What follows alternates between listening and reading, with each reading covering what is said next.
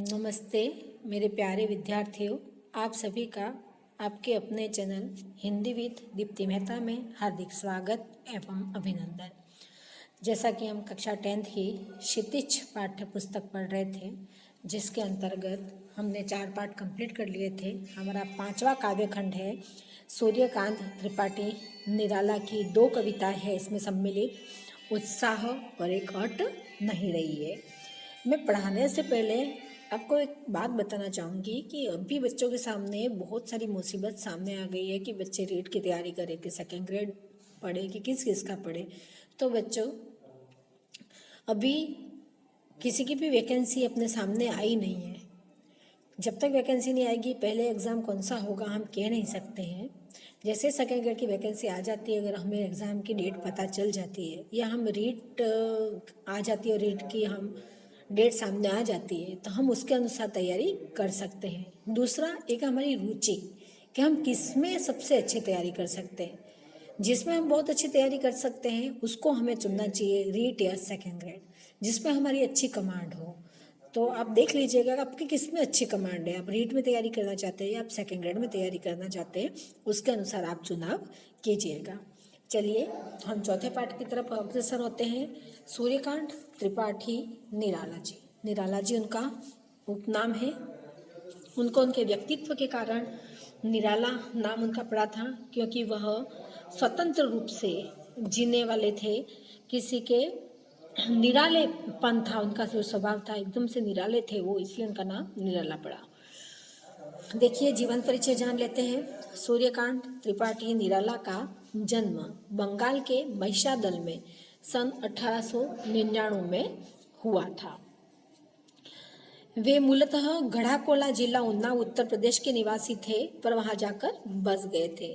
इनके पिताजी का नाम था राम सहाय व इनकी माताजी का नाम था मनोहरा देवी। इनके जीवन में बहुत ही संघर्ष रहा। निराला जी ने अपने जीवन में बहुत ही संघर्ष किया। बहुत ही कम उम्र में उनकी शादी करा दी गई थी और शादी के कुछ सालों के बाद ही 1918 में 14 वर्ष में उनकी शादी हो गई थी और 1918 में इनकी पत्नी का देहांत हो गया था। जब पत्नी का देहांत हो गया था और उसके बाद धीरे धीरे एक एक करके उनके परिवार के एक एक सदस्य उनसे दूर होते गए, तो ये पूरी तरह से हिल गए थे। और जैसे ही उनकी बेटी सरोज जब इस दुनिया से अलविदा हो गई, तो वो बिल्कुल अपने आप को उन्होंने हिलाकर रख दिया था। वो बिल्कुल हिल गए थे और वह साहित्य जगत में रम गए और निराला जैसे जीवन उन्होंने जीना आरंभ कर दिया। देखो आगे, निराला की औपचारिक शिक्षा 9वीं तक महिषादल में ही हुई। उन्होंने स्वाध्याय से संस्कृत, बांग्ला और अंग्रेजी 3 भाषाओं का इनको ज्ञान प्राप्त था। किस का? संस्कृत, बांग्ला और अंग्रेजी। बांग्ला तो वो मूलतः बंगाल के थे, इसलिए उनकी मातृभाषा थी। वे संगीत और दर्शन शास्त्र के भी गहरे अध्येता थे। रामकृष्ण परमहंस और विवेकानंद की विचारधारा ने उन पर विशेष प्रभाव डाला। किन से प्रभावित थे? तो रामकृष्ण परमहंस से और विवेकानंद जी से ये प्रभावित थे। देखो ये निराला जी, इनको देख के लगता है कि ये वास्तव में निराला होंगे। निराला का पारिवारिक जीवन दुखों और संघर्षों से भरा था। आत्मीयजनों के असामयिक निधन ने उन्हें भीतर तक तोड़ दिया। साप्ताहिक मोर्चे पर भी उन्होंने अनवरत संघर्ष किया और सन 1961 में उनका देहांत हो गया। यानी उन्होंने इस जीवन को त्याग दिया और स्वर्गलोक को गमन कर दिया। अब हम उनकी रचनाएं जान लेते हैं, उनकी प्रमुख काव्य रचनाएं। यहाँ तो 3-4 ही दे रखी है, अनामिका, परिमल, गीतिका, कुकुरमुत्ता और नए पत्ते। मैं आपको जितने दे रखे हैं उनका तो प्रकाशन वर्ष बता देती हूँ। अनामिका 1923 में थी इनकी, परिमल 1929 में, उसके पश्चात है गीतिका 1936 में, उसके बाद इनकी एक तुलसीदास करके रचना आई थी जो 1938 में आई थी। तुलसीदास के बाद इनकी अणिमा आई थी। अणिमा का प्रकाशन वर्ष था 1943। उसके बाद नए पत्ते ये लिखा हुआ है 1946, नए पत्ते 1946 है। कुकुरमुत्ता 1948, बेला बेला 1946, अर्चना 1950, आराधना 1953 और गीतपुंज 1954। ये सारी उनकी रचनाएं थी। उसमें आगे बढ़ते हैं अपन। निराला रचना, हाँ, नए पत्ते उपन्यास, कहानी, आलोचना और निबंध लेखन में भी उनकी ख्याति अविस्मरणीय है। निराला रचनावली के 8 खंडों में उनका संपूर्ण साहित्य प्रकाशित है। इनकी कुछ और रचनाएं हैं, मैं आपको बता देती हूँ। इनके कुछ उपन्यास है। उपन्यास में इनके हैं अलका, उसके पश्चात है निरुपमा, उसके पश्चात है चोटी की पकड़ आदि इनके उपन्यास है। कहानी संग्रह है इनके लिली, सखी, चतुरी चमार आदि। और निबंध संग्रह इनका है प्रबंध की प्रतिमा। और कुल 8 खंडों में इनकी पूरी रचनावली प्रकाशित है।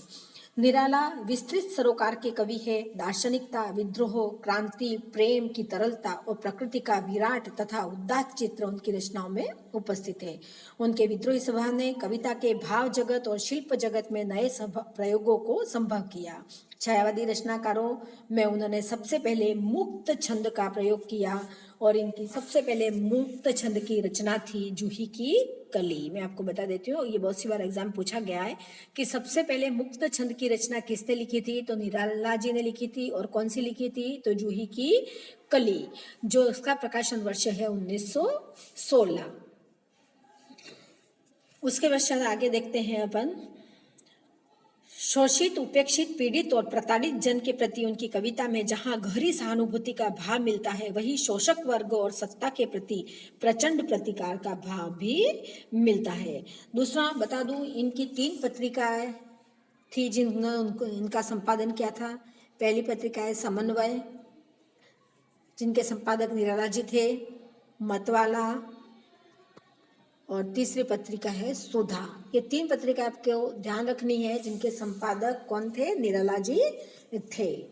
अब हम अपनी कविता की तरफ बढ़ जाते हैं। हमारी पहली कविता है उत्साह, और उत्साह का परिचय देख लेते हैं। उत्साह जो कविता है एक आह्वान गीत है, जो बादल को संबोधित करते हुए कवि ने लिखा है कि बादल निराला का प्रिय विषय है। और कविता में बादल एक तरफ पीड़ित प्यासे जन की आकांक्षाओं को पूरा करने वाला है, तो दूसरी तरफ वही बादल नई कल्पना और नए अंकुर के लिए विध्वंस, विप्लव और क्रांति चेतना को संभव करने वाला भी। यानी बादल के माध्यम से यहाँ कवि ने शोषित वर्ग की तरफ आह्वान किया है कि किस तरह उनका प्रिय विषय रहा है बादल, और किस तरह वह यहाँ दुनिया में क्रांति लाना चाहते हैं, न विप्लव और विध्वंस के प्रति चेतना को जगाना चाहते हैं। कवि जीवन को व्यापक और समग्र दृष्टि से देखता है।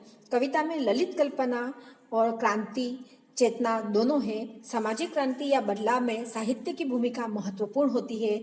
निराला इसे नव जीवन और नूतन कविता के संदर्भों में देखते हैं। यहाँ 2 कविता है। पहली कविता उत्साह, जिसको हम पहले पढ़ेंगे, तो पहले हमने इनका परिचय देख लिया। दूसरा, निराला को अभावों का कवि भी कहते हैं, वास्तविक अनुभूति का कवि भी उनको कहा जाता है। अगर आपको कभी पूछ लिया जाए अभाव के कवि कौन थे, निराला जी, क्योंकि पूरी जिंदगी उन्होंने अभावों में जिया है।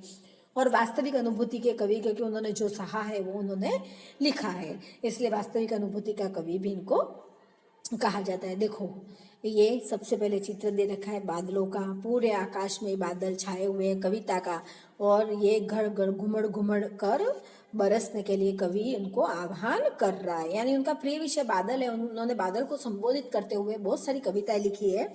तो देखो, बादल के माध्यम से कैसे वह नवयुवकों को जगाना चाहते हैं। बादल गरजो घेर घेर घोर गगन धारा धारो, ललित ललित काले घुंघराले बाल कल्पना कैसे प्याले, विद्युत छवि उर्मे कवि नव जीवन वाले, वज्र छिपा नूतन कविता फिर भर दो बादल गरजो। यहाँ घेर घेर, बादल गरजो, गरजना मतलब घेर घेर, मतलब घेर घेर का अर्थ होता है गिर गिर कर मतलब उमड़ उमड़ कर, है ना। घोर मतलब भयंकर, बादल बरसते तब कैसे भयंकर आवाज करते हैं गगन में, कहाँ, आकाश में। धाराधर ओ मतलब यहाँ मतलब है बादल से, बादल ओ। ललित, ललित का अर्थ है सुंदर। कल्पना, काले घुंघराले मतलब काले घुंघराले बालों से यहाँ मतलब लिया गया है। बादल जैसे काले काले उमड़ घुमड़ कर आते हैं, उनको यहाँ काले घुंघराले बालों से उपमित किया गया है। बाल कल्पना मतलब बालकों की मधुर कल्पना, ठीक है। उसके बाद विद्युत छवि, उर में, उर मतलब हृदय और विद्युत छवि मतलब बिजली की उज्जवल शोभा। नवजीवन मतलब नया जीवन। वज्र मतलब कठोर, है ना। और वज्र छिपा नूतन कविता में, यानी बिजली गिराने की शक्ति मतलब वज्रपात करना, ठीक है। फिर भर दो बादल गरजो। अब यहाँ कवि बादल के गरजने को इन्होंने किससे जोड़ा है? नव चेतना और सृजनात्मक उत्साह। जब बादल गरजते हैं तो कवि को ऐसा सुनाई पड़ता है जैसे नव चेतना आ गई हो, सृजनात्मक उत्साह लोगों में भर गया हो। इसलिए वो क्या करते हैं, बादलों को बार बार गरजने का आह्वान करते हैं और कहते हैं कि इस सारी दुनिया में नव चेतना जागृत हो जाए, सृजनात्मक उत्साह जागृत हो जाए। इसलिए वो कह रहे हैं, कवि कहता है बादल गरजो, हे बादल तुम गरजो, और घेर घेर घोर गगन धारा धारो, तुम गरज गरज कर सारे विस्तृत आकाश में क्या छा जाओ, छा जाओ। ललित ललित काले घुंघराले बाल कल्पना कैसे प्याले। आगे वह कह रहे हैं कि सुंदर काले घुंघराले केशों जैसे, है ना। काले घुंघराले मतलब काले घुंघराले केश बड़े ही सुंदर लगते हैं। तो ललित ललित काले घुंघराले, सुंदर काले घुंघराले केशों जैसे। बाल कल्पना कैसे प्याले मतलब रूप वाले बालक के जैसे बालक, यानी यहाँ क्या कहा है, बालक से संबोधित किया है बादलों को। कैसे बालक? सुंदर सुंदर घुंघराले बालों वाले बालक की तरह बादल को संबोधित किया है कि हे बादल तुम सुंदर घुंघराले बालों वाले उस बालक की तरह लग रहे हो, सुंदर सुंदर लग रहे हो, तुम गरजो। विद्युत छवि उर में कवि नवजीवन वाले। आगे वह कह रहे, तुम एक कवि के समान हृदय में बिजली की चमक जैसे उत्साह से पूर्ण हो। हे बादल तुम विद्युत की छवि भर देते हो हृदय में, सब जगह नव जीवन भर देते हो, लोगों में क्या कर देते हो, उत्साह को भर देते हो। वज्र छिपा नूतन कविता, अपनी वज्र जैसी विध्वंसक शक्ति को छिपाए रखो बादल तुम, मेरे हृदय में एक नवी कविता को जन्म दो और तुम गरजते रहो और दुनिया में क्रांति लाते रहो, नव जीवन का संचार करते रहो, उत्साह भरते रहो। हे बादल तुम गरजते रहो। यहाँ पर देखो ये ललित ललित काले घुंघराले या बालों से क्या कर दिया, मानवीकरण कर दिया, बालक से बादल को बता दिया है, मानवीकरण कर दिया है, उपमित भी कर दिया है। फिर भर दो बादल गरजो। विकल विकल उन्मत्त थे उन्मन विश्व के निदाग के सकल जन, आए अज्ञात दिशा से अनंत के घन, तप्त धरा जल से फिर शीतल कर दो बादल गरजो। यहाँ अब आगे विकल, विकल मतलब व्याकुल होता है, विकल विकल मतलब व्याकुल व्याकुल। उन्मन मतलब अनमनासा, है ना, मन न लगना, अनमनासा, यानी विकल विकल व्याकुल व्याकुल मन न लगना। विश्व के निदाग, ग्रीष्म का निदाग मतलब ग्रीष्म का ताप, ठीक है। और सकल जन मतलब सकल मतलब सभी, और जन मतलब मनुष्य। आए अज्ञात दिशा से अनंत के घन, अज्ञात मतलब अनजान अपरिचित दिशा, अनंत जिसका कोई अंत ना हो, और घन मतलब बादल, और तप्त मतलब तपती हुई, धरा मतलब पृथ्वी। अब देखो कवि कहता है, हे बादल संसार के सारे लोग, विश्व मतलब संसार के सारे लोग गर्मी की तपन से क्या हो गए हैं, व्याकुल और अनमने से हो गए हैं। ऐसे समय में अज्ञात दिशा से आकर, आए अज्ञात दिशा से अनंत के गण, ऐसे समय में तुम अज्ञात दिशा से आकर तुम अनंत आकाश में छा गए हो। जब सब लोग गर्मी की तपन से व्याकुल हो गए हो और अनमने से हो गए, ऐसे समय में तुम अज्ञात दिशा से आकर तुम अनंत आकाश में छा गए हो, और अंत धरा तप्त धरा जल से फिर शीतल कर दो, और अपनी शीतल जल वर्षा से इस तपती हुई धरती को भिगो कर इसका ताप है तुम दूर कर दो। हे बादल तुम गरजो। मतलब यहाँ कह रहे हैं कवि कि जब संसार पीड़ित हो गया है, पूरा संसार पीड़ित हो गया है, शोषित हो गया है, उस समय तुम उसमें उत्साह की किरण भरने के लिए पूरे बादल आकाश में छा गए हो और तुम इस तरह से आए हो जैसे कि सारे मनुष्य को वर्षा रूपी बौछारें करके शांत कर दो। यहाँ क्रांति का नव संचार करने के लिए कवि ने कहा है कि एक बादल के रूप में, कि बादल जब बहुत गर्मी पड़ती है तब बादल अचानक से आकाश में छा जाते हैं तो सब लोगों के मन में क्या हो जाता है, आशा की एक किरण छा जाती है कि अब बादल बरसेंगे और वापिस ये तपती धरती शांत हो जाएगी और लोगों में शीतलता छा जाएगी। उसी प्रकार जब मनुष्य चारों ओर से हतोत्साहित हो जाता है तब उसको कोई एक आशा की किरण भी दिखाई देती है तो वो कैसे एकदम से व्याकुल हो जाता है कि कब ये आशा की किरण हम पे बरसेगी और हम इस अत्याचार से मुक्त हो जाएंगे। यहाँ कवि ने कुल मिला के नव क्रांति और नव चेतना का सृजन करने के लिए कहा है और बादल के माध्यम से ये कवि ने अपनी बात को रखा है। ये पहली कविता का समाप्त होती है। दूसरी कविता हमारी अट नहीं रही है। अब इस कविता का हम पहले भाव देख लेते हैं। अट नहीं रही है कविता फागुन की मादकता को प्रकट करती है। जब होली के आसपास फागुन का महीना आता है तब का यह वर्णन है। कवि फागुन की सर्वव्यापक सुंदरता को अनेक संदर्भों में देखता है कि फागुन का माह कितना सुंदर दिखता है। जब मन प्रसन्न हो तो हर तरफ फागुन का ही सौंदर्य उल्लास दिखाई पड़ता है। सुंदर शब्दों के चयन एवं लय ने कविता को भी फागुन की ही तरह सुंदर एवं ललित बना दिया है। देखो अब हमारी कविता दूसरी, अट नहीं रही है। अट नहीं रही है आभा फागुन की तन सट नहीं रही है। यानी देखो आगे हम देखते हैं, अट नहीं रही है आभा फागुन की तन सट नहीं रही है। मतलब अट मतलब समाना, छा जाना, आभा मतलब कांति, फागुन मतलब वही होली का जो महीना होता है उसको फागुन कहते हैं। तन मतलब शरीर और सट मतलब सीमित होना। यानी कवि कह रहे हैं कि बसंत तू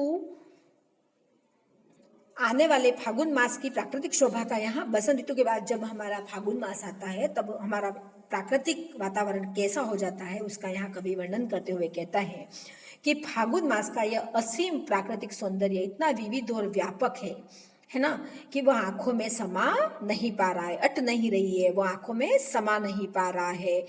प्रकृति के शरीर में न समाने वाली यह कांतिमय शोभा बाहर निकल पड़ती है। मतलब आंखों में समा नहीं रहा है और यह कांतिमय शोभा आंखों से बाहर निकल गई है। ठीक है, अब आगे देखें। कहीं सांस लेते हो, कहीं सांस लेते हो, घर घर भर देते हो, उड़ने को नभ में तुम पर कर देते हो। आंखें हटाता हूं तो हट नहीं रही है, आंखें हटाता हूं तो हट नहीं रही है। पत्तों से लदी डाल कहीं हरी कहीं लाल, कहीं पड़ी है उर में मंद गंध पुष्प माल। पाट पाट शोभा श्री पट नहीं रही है, अट नहीं रही है। यहाँ कहीं सांस लेते हो मतलब यहाँ कवि कह रहा है कि कहीं सांस लेते हो, घर घर भर देते हो। साथ मतलब सुगंधित वायु से, यहाँ मतलब है पर मतलब पंखों से भरा हुआ, ये रहा पंखों से भरा हुआ मतलब है ना। फिर हट नहीं रही है, पत्तों से लदी डाल मतलब उर मतलब तो हृदय जानता ही हो, मंद मतलब धीमी धीमी, और आगे क्या कहीं हरी कहीं लाल कहीं पड़ी उर में। बस ये बहुत सरल शब्द है। पट मतलब समाना। ठीक है, ये आगे पट है, पट मतलब समाना। और शोभा पाट पाट मतलब स्थान स्थान पर। और शोभाश्री, शोभाश्री मतलब होता है दृश्य की सुंदरता। ठीक है, तो अब देखो कहीं सांस लेते हो, घर घर भर देते हो। फागुन की जब सुगंधित वायु हवा जब निकलती है, ये तो बताया गया है कि एक झोंका जब घर के अंदर आता है तो मादक जो गंध से उस घर को भर देता है। उड़ने को नभ में तुम पर कर देते हो, यानी वासंती जब मस्ती से उड़ान भरते पक्षियों के कारण सारा आकाश क्या हो जाता है, पंखमय हो जाता है। और फागुन की शोभा इतनी आकर्षक है कि उस पर आंख हटाता हूं तो भी दृष्टि हट नहीं रही है। पत्तों से लदी डाल मतलब पत्तों से डालें लद गई है, कहीं हरे पत्ते तो कहीं लाल पत्तों से डालियां क्या गई है, लद गई है। पत्तों से लदी डाल कहीं हरी कहीं लाल, यानी कहीं हरी और कहीं लाल पत्तियों से वो डालें लद गई है। और कहीं पर मन मन गंध वाले फूलों की, कहीं पड़ी है उर में मन मन पुष्पमाल, यानी कहीं मन मन गंध वाले फूलों की समूह प्रकृति सुंदरी के कंठ में पड़ी पुष्पमाला जैसी प्रतीत हो रही है। जैसे सुंदरी के कंठ में पुष्पमाला पहना दी जाती है और जितनी सुंदर दिखती है वैसी ही वह ढाले उस सुंदरी की कंठ में पुष्पमाला पहनाई जैसी सुंदर लग रही है। पाट पाट शोभा श्री पट नहीं रही है, यानी फागुनी प्रकृति शोभा ने हर स्थल को इतना सुंदर बना डाला है कि उसकी जो शोभा है वह कहीं पर भी समा नहीं रही है। यानी कुल मिला के फागुन माह की सुंदरता का वर्णन किया है कि फागुन माह की आभा है वो इतनी सुंदर लग रही है कि आंखों में समा नहीं रही है और आंखों से बाहर भी नहीं निकल रही है। उसकी जो मादक हवा आती है, उसके हवा के झोंके से पूरा घर है वो खुशबू से भर जाता है। आकाश में उड़ने वाले पक्षी है ना बड़े ही मनमोहक लगते हैं, उनकी शोभा आकर्षक लगती है। और जब उस फागुन माह की सुंदरता को जब मैं देखता हूँ तो वहाँ से मेरी आँख हट ही नहीं रही है और हटाना चाहता हूँ तो भी नहीं हट रही है। और पत्तों से लदी जो डाल है वो इतनी आकर्षक लग रही है कि कहीं हरी कहीं लाल पत्ते उग आए हैं और वो हृदय में ऐसे समा गया है जैसे किसी सुंदरी के कंठ में फूलों की माला हो, उसी तरह वो डाले सुंदर सी प्रतीत हो रही है। तो फागुन मास की सुंदरता इतनी अत्यधिक सुंदर है कि वो मेरे हृदय में उर में समा ही नहीं पा रही है। यानी फागुन मास का मौसम के समय जब प्रकृति में सुंदरता भर देता है, पुराने पत्ते झड़ जाते हैं, नए पत्ते आ जाते हैं, ये पेड़ों पे कपलों आ जाती है, नए फूल आ जाते हैं, आम पे बोर आ जाते हैं, मोर आता है जो आम का वो हो जाता है। तो ये वातावरण चारों ओर से हवाएं चलनी शुरू हो जाती है, हवाएं उनकी सबकी मन मन खुशबू लेकर जब घर में आती है तो ये वातावरण इतना ही सुंदर प्रतीत हो रहा है। तो कवि कह रहा है कि इसकी शोभा आंखों में भी नहीं समा पा रही है, न ही निकालना चाहता है तो निकल भी नहीं पा रही है। और ये हृदय को इतना अच्छी लग रही है ये शोभा कि इसको अपने मन में ही समा लिया करता हूँ। यहाँ कवि ने दोनों कविताओं का बड़ा ही सुंदर वर्णन किया है।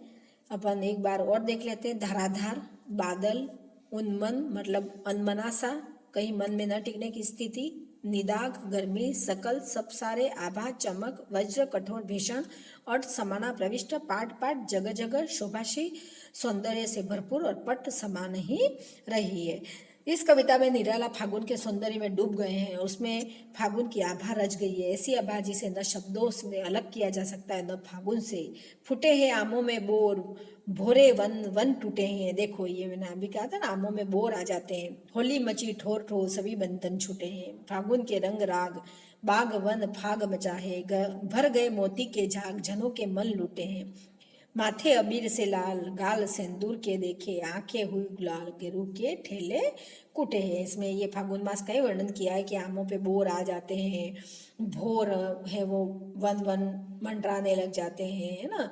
होली एक दूसरे से सब होली मनाते हैं, सभी बंधन है ना छूट जाते हैं और फागुन का रंग है वो बड़ा ही सुंदर प्रतीत होता है। इसका वर्णन कवि ने यहाँ पर किया है। इस प्रकार ये निराला जी की 2 कविताएं समाप्त होती है। आपको एक उनके जीवन पर उनकी रचनाएं आपको ध्यान में रखनी है और रचनाओं के अलावा आपको इनका ध्यान रखना है कि इनकी पत्रिकाएं ध्यान रखनी है। और ये कविता का मूल भाव, उनका प्रिय विषय बादल है। बादल को संबोधित करते हुए उन्होंने विध्वंस और विप्लव का वर्णन किया है कि किस तरह क्रांति जो है वो चेतना को संभव कर देती है और हमें उन सारी चीज़ों से लड़कर जीवन में नव जीवन का संचार करना चाहिए। इन कविता के माध्यम से कवि ने ये बताया है। आप लोगों को मेरा ये पढ़ाना अच्छा लगे और समझ में आए तो मेरे वीडियो को ज़्यादा से ज़्यादा लाइक करें, शेयर करें, मेरे चैनल को सब्सक्राइब करें। जय हिंद, जय भारत।